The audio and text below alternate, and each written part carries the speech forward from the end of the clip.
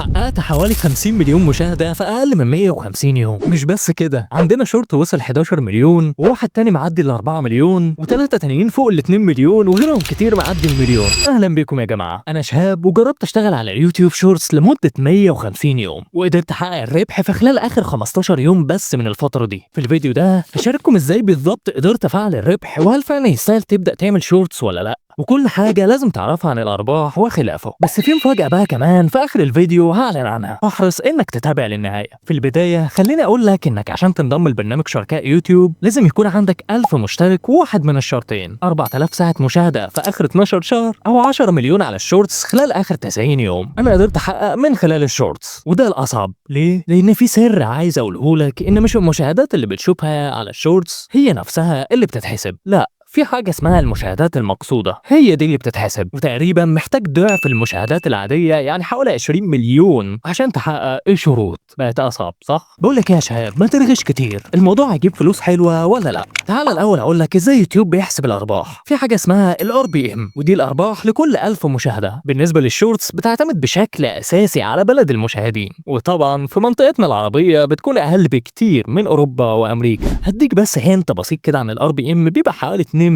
وده قليل جدا وبيختلف حسب المحتوى. طبعا هنعمل عنه فيديو بالتفصيل وازاي تعليه والكلام ده كله. تعال اقول لك بقى على سر ازاي تحلل احصائيات الفيديو عشان بعد كده تخليه فايرال وينتشر بطريقه رهيبه. ده مثلا فيديو لسه منزله النهارده، هتستنى عليه بس 24 ساعه، بعدها بتبدا تبص بقى على حاجتين مهمين جدا جدا. اول حاجه السوايب ريت، وده نسبه الناس اللي تخطط الفيديو بتاعك قد ايه مقارنه باللي فضلوا موجودين، وكل ما زاد فوق 70% يبقى مؤشر كويس ان الفيديو هيفايرال. رقم 2 متوسط نسبة المشاهدة، وهنا بتشوف المشاهدين فضلوا لحد كام ثانية في الفيديو، وبرضه كل ما قدرت تحافظ على المشاهد لحد أقصى وقت ممكن كان أفضل. لو جينا نشوف بقى كل الفيديوهات اللي جايبة ملايين عندي، هتلاقيهم كلهم مشتركين في إن إحصائياتهم كلها عالية جدا، وده بقى الهدف بتاعك. هعمل فيديو كامل عن ازاي تحلل الاتنين دول، وازاي تحلل بشكل متقدم اكتر، لان في سر لسه ما قلتوش، والفيديو هينزل خلال كام يوم بعد الفيديو ده. بس من اهم الحاجات بقى اللي عايز اوريها لك في الفيديو ده عقبه من اسوأ العقبات اللي هتواجهك. رحله ال 150 يوم بدات معايا بقوه، واحد عدى ال 11 دلوقتي، واثنين تانيين فوق الاتنين ونص، وده في اول 10 فيديوهات بس. لكن بص بقى على الفتره دي من 18/6 لحد 17/9، ارض قاحله، اكتر من 24 فيديو ما فيش واحد فيهم عدى ال 150 الف مشاهده. لكن بص بقى هنا من اول 4/10، يا ترى ايه الفرق؟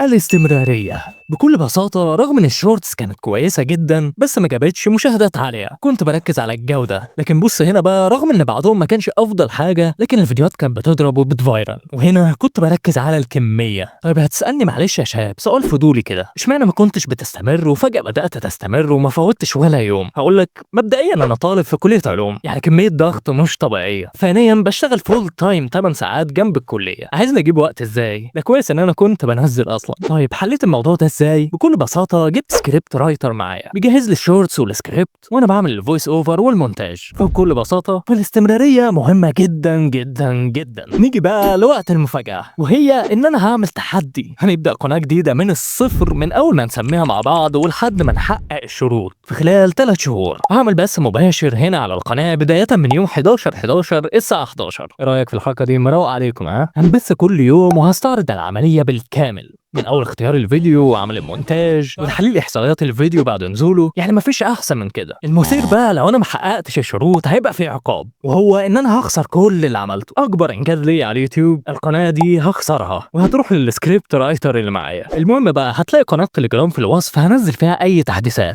والاهم من ده كله انك تشترك في القناه عشان تشاركنا رحله النجاح دي. عايزين نوصل 10000 قبل نهايه السنه، وخلي بالك اللي جاي هيغير مفهومك بالكامل عن صناعه المحتوى.